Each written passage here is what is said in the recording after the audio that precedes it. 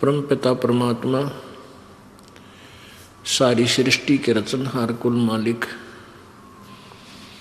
कबीर देव कबीर परमेश्वर अल्लाहु अकबर, ये वही परमेश्वर हैं जो सर्व ब्रह्मांडों के रचयिता हैं। ये परमात्मा प्रत्येक युग में अपने सत्यलोक से चलकर यहाँ लीला करने के लिए आते हैं। ये परम अक्षर ब्रह्म है। इनका नाम कबीर देव है। कबीर देव, कबीर साहब, कबीर प्रभु। ये प्रत्येक युग में रूपांतर करते हैं, नामांतर भी कर लेते हैं। लीला एक जैसी ही करते हैं। एक शिशु रूप धारण करके कहीं स्वच्छ स्थान पर कमल के फूल पर प्रत्येक युग में विराजमान होते हैं। और इसी प्रकार जैसे कलयुग में आपने परमेश्वर के बारे में सुना है कि नीरू और नीमा नाम के दो दुल्हे दंपति उनको उठा ले गए थे, बच्चे की तरह परवरिश की। परमात्मा छोटी ही आयु से अपने सत्य ज्ञान का प्रचार करने लग गए थे। ऐसा ही ये प्रत्येक युग में करते हैं। और कलयुग में ये लगभग 120 वर्ष तक इस धरातल पर रहे। उसके पश्चात से शरीर चले गए। ये वो परमात्मा है जो स्वयंभू हैं, ये परिभू हैं, ये कबीर मनीषी। इनका शरीर शुक्रम अकायम ऐसनाविरम। इनका शरीर माता पिता के योग से बने शुक्र का नहीं होता। ये स्वयंभू हैं, तेजपुंज का शरीर होता है। परमात्मा के शरीर में नाड़ियों का तंत्र नहीं होता। इसलिए यजुर्वेद अध्याय नंबर 40 के मंत्र नंबर 8 में इसी कबीर मनीषी यानी कबीर विद्वान जिसकी इच्छा प्रत्येक व्यक्ति को है, वो कबीर साहब, कबीर भगवान, कबीर देव है। इनका शरीर अकायम, शुक्रम अकायम, 5 तत्वों से रहित इनका शरीर है। ऐसनाविरम है, नाड़ियां नहीं है इसके शरीर में परमात्मा के। वो परिभू है, सबसे पहले प्रगट। परिभू माने प्रथम प्रगट, और स्वयंभू माने स्वयं ही सर्वस्वा होते हैं। ये स्वयं ही प्रगट होते हैं, किसी माँ से जन्म नहीं लेते। जैसे इस पृथ्वी पर आते हैं तो भी ये स्वयंभू होते हैं।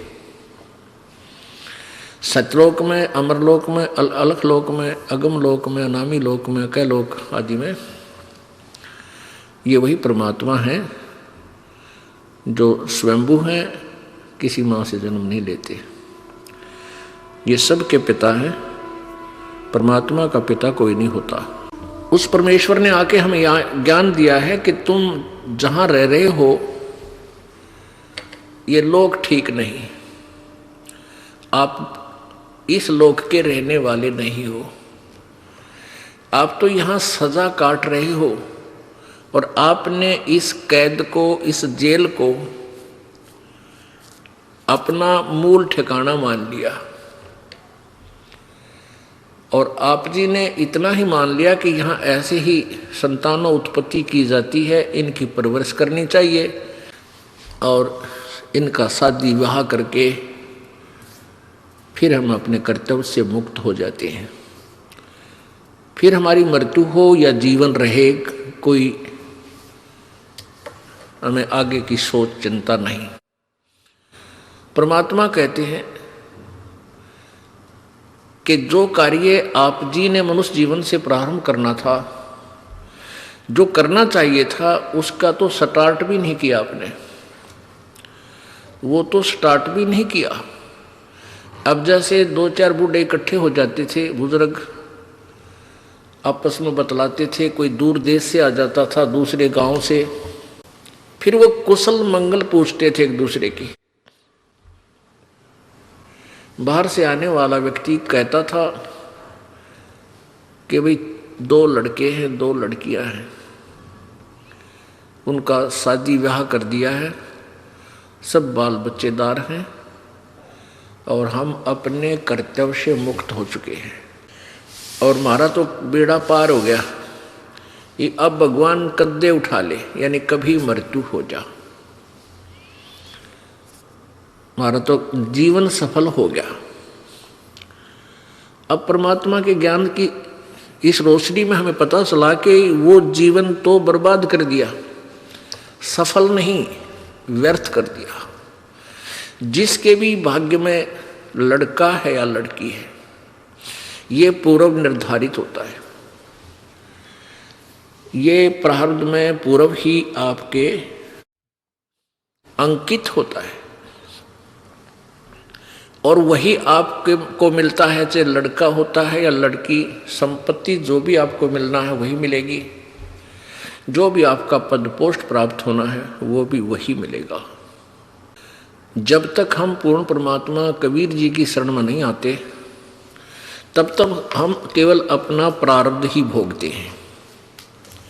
और जो साधना भविष्य की करते भी हैं, जैसे पहले हम करते थे कि तो हनुमान जी की पूजा, कहीं बाबा श्याम जी की पूजा या किसी और देवी देवता की पूजा, ये साधनाएं हमारी शास्त्र विरुद्ध थी। कहने का भाव ये है कि हमारा भविष्य का कोई भी पुण्य नहीं बन रहा था। प्रारब्ध अच्छा था, क्योंकि हम समाज में क्या देखते हैं, बेटा हो जाए बेटी हो जाए, छोटी सी कोई रोजगार हो जाए, फिर एक कोठी हो जाए, और जो भी कुछ होता था हम सोचते थे हमारे ये भगवान कर रहे हैं जिनकी पूजा हम कर रहे हैं, क्योंकि हम आध्यात्मिक ज्ञान से अपरिचित थे। और जो भी हमारा कोई शुभ होता था, जैसे पुत्र की प्राप्ति को बहुत शुभ मानते थे, तो अपने भगवान श्री कृष्ण जी पर ही हमारी बुद्धि की नीडर जाती थी, सुई जाती थी कि श्री कृष्ण भगवान विष्णु जी ने मौज कर दी, फिर हनुमान जी याद आ जाते, हनुमान जी ने मौज कर दी, फिर बाबा श्याम जी दिख जाता तो बाबा श्याम जी ने मौज कर दी, इन्होंने हमारे को पुत्र बख्श दिया। अब पता चला कि ये तो कोई भी परिवर्तन हमारे प्रारब्ध में कर ही नहीं सकते, वो तो कबीर परमात्मा परम अक्षर ब्रह्म पूर्ण ब्रह्म ही कर सकता है, और वो सतगुरु रूप में आता है तभी करता है, जो उनकी आज्ञा का पालन करते हुए सत्य भक्ति करता है। मासा घटे न तिल बधे, विधना लिखे जो लेख, और सच्चा सतगुरु मेट कर ऊपर मारे मेघ।